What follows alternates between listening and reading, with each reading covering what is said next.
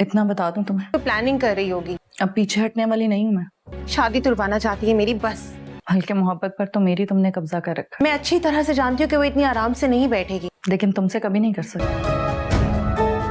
मोहब्बत तो मेरी है, जो तुम्हारे बीवी बन जाने के बाद भी खत्म नहीं हुई। हुई बेटी का घर खतरे में और आपको नाचने की पड़ी हुई है। शादी आपसे जो हो गई है, वरना उसने तो कोई कसर नहीं छोड़ी थी मुझे बर्बाद करने की।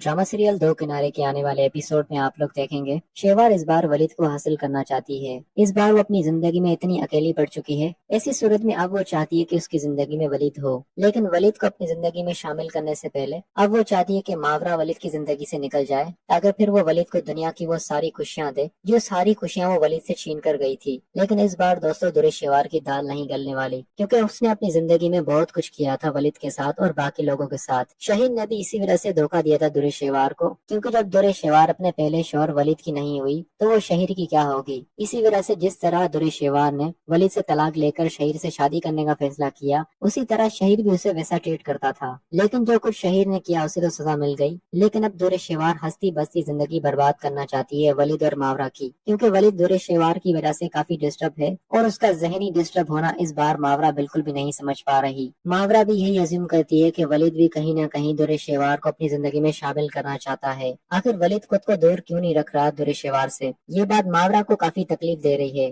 और वहीं दूसरी तरफ मावरा और दुरे शेहवार की आपस में मुलाकात भी हो जाएगी। मावरा दुरे शेहवार से कहेगी, मुझे अंदाजा था कि तुम इतनी आसानी से बाज नहीं आओगी। अब जब तुम्हें शहीर की तरफ से तकलीफें मिली, उसकी तरफ से धोखा मिला, तो अब तुम्हें अपना पुराना शौहर याद आ गया। वलीद किसी भी सूरत तुम्हें अपनी जिंदगी में शामिल नहीं करेगा। वलीद को तुम्हारी की हुई सारी ज्यादतियां याद हैं और उन ज्यादतियों से उस वक्त बुरे वक्त से वलीद बहुत मुश्किल से निकला है। ये बात मत भूलो कि वलीद तुम्हें अपनाएगा।